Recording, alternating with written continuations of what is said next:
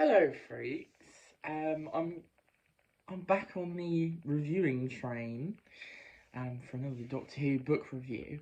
Um, Please ignore that the background has changed. This is the same seat that I usually sit on, but the background has changed because we've moved it over. So, yeah, we've changed the room around a bit. So just ignore the curtains. Although it's a nicer background than just bare white walls, I suppose. Okay, so yeah, I'm back on the reviewing train. This I read just before Christmas. I finished this just before Christmas. I might as well show what it is. I read Lucifer Rising by Andy Lane, Jim Mortimore, just before Christmas. So I think possibly I finished it Christmas Eve, I want to say. And obviously, it's been really busy, everything's been all over the place, so I haven't had a chance to review it, but I'm going to do that now. So, yeah, let's just dive into the review for this one. So it's a bit of a chunk of this one for Doctor Who books, at least. It's not obviously that long compared to, like, normal books. It's 100, it's 346 pages. But, yeah, as a Doctor Who book, it's a bit chunky. And also this is the first of the Virgin books, the first of the original Doctor Who fiction that has a duo writing team, which is interesting. And this also sort of continues, well, I say sort of, it does continue a little bit of the arc that was happening in The Last One Deceit. And then, just besides that, there's a lot going on here. There's a lot of plot, a lot of characters, but I love this. I gave this 5 stars? I gave this Why do I keep saying 4 stars? I gave this 5 stars. I absolutely love this. So this one gives me vibes a little of the Demon two-parter in New Who with Tennant. I forgot what it's called, you know, the pit and all that. It's not exactly like that, but it does remind me of that. It's got very sort of strong vibes of that, so I wonder if they were maybe a little bit inspired by it. It's also a very sort of it feels a bit like Deceit, like quite a classic SF tale.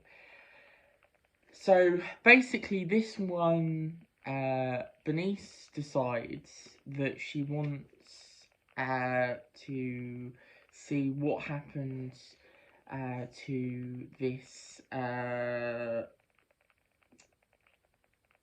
exploration team, scientific expedition, on the 2 moons that orbit around this planet called Lucifer, which is uninhabitable. It's all like mixes of gas and it's really violent, and you just basically can't go down there unless you've got a suit, and even then you're probably, like, unless you've got like a pod or something, and even then you can't really.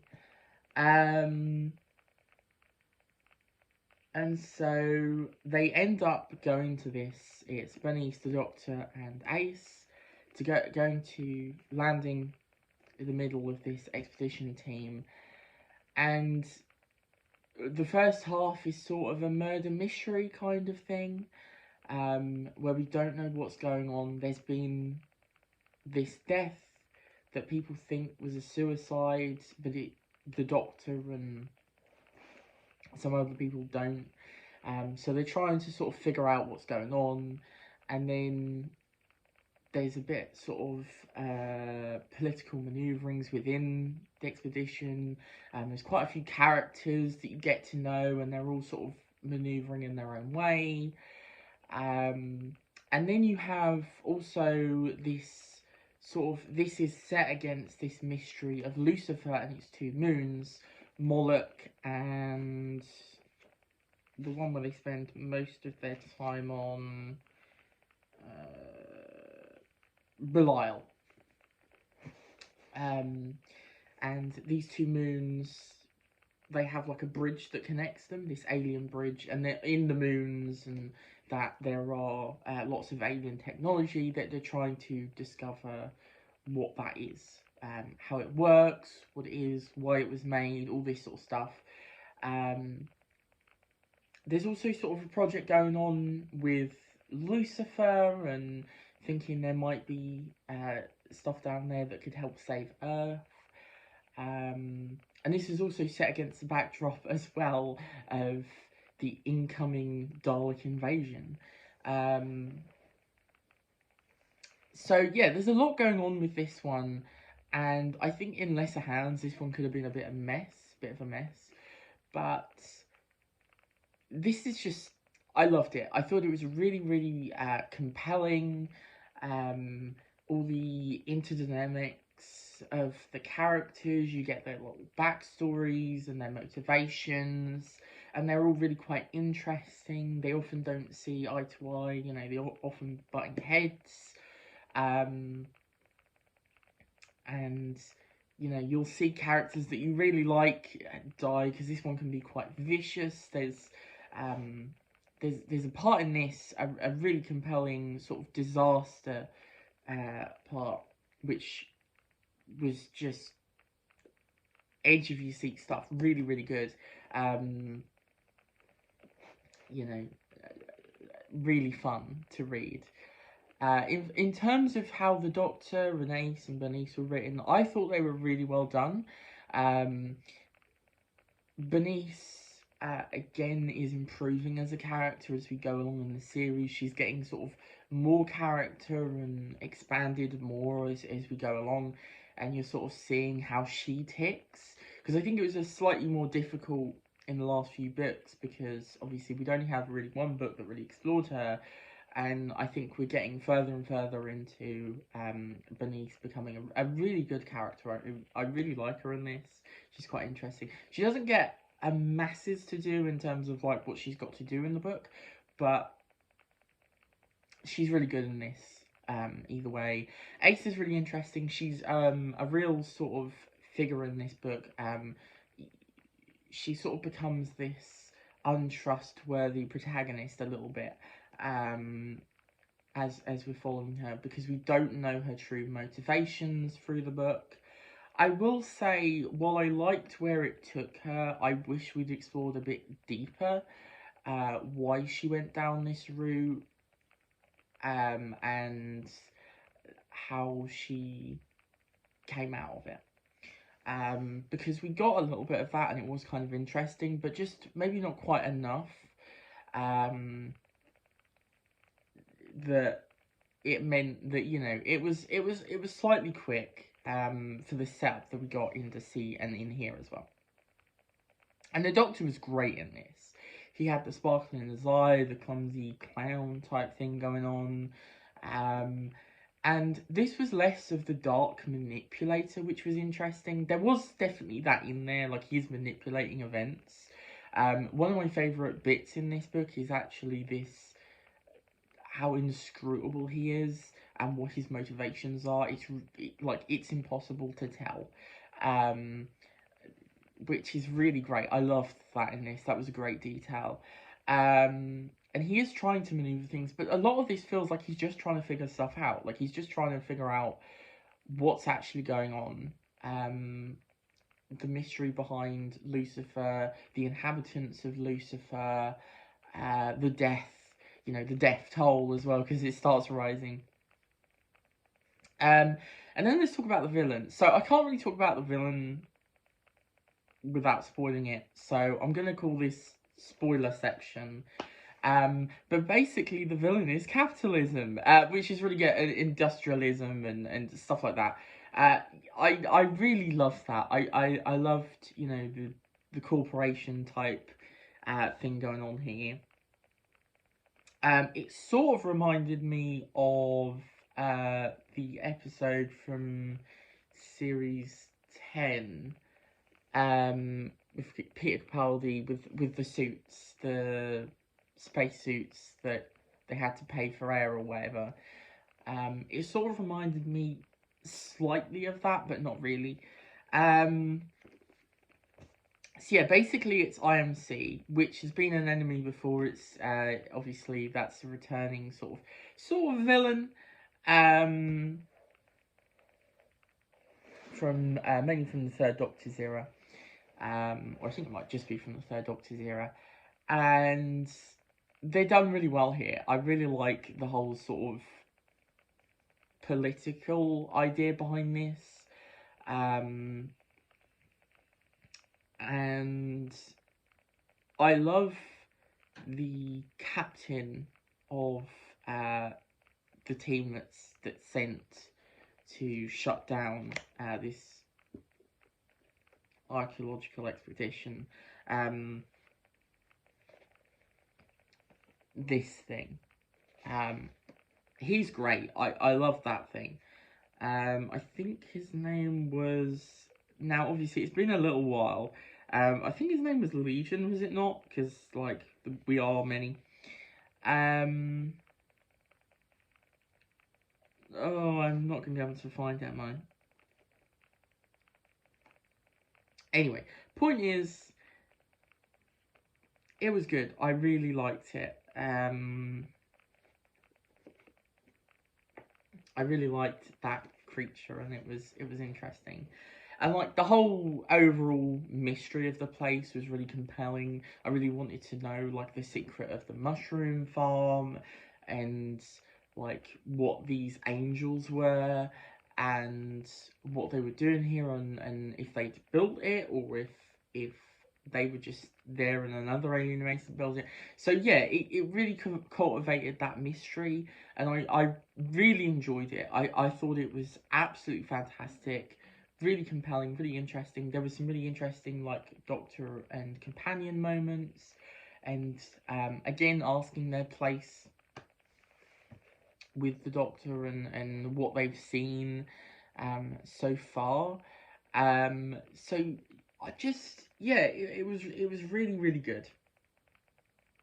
I also really liked that it was such a confined area, such a confined space. So there was quite a lot of sort of claustrophobic, you know, feeling to the thing. That's not how you say it, but you know, it felt quite claustrophobic. That's what I meant. So yeah, I really like that, and there was some nice sort of spacey sci-fi ideas in here as well. And I really liked the sort of building tension, just really good tension throughout the thing as well, because sort of people are slowly being picked off, and more mysteries are being added, and you feel like time is running out. There's not like a ticking clock necessarily, although there sort of is towards the end, but there's not really a ticking clock. But yeah, and just really good sort of interpersonal drama as well. My review is all over the place, but still. Also, what I really liked, as you might have seen, is the artwork. I think we start the art in this one. Having actual like pictures in the middle of the book. You know, so these are after every part. So there's not a ton of them, but they are really cool. I really like them. And they look quite sort of like they wouldn't actually be showing something in the plot, but they definitely are. But like you don't feel like you're spoiled before you know when you see them at the front, because you know they're before each part. So that's what I meant. They're before each part, not after each part.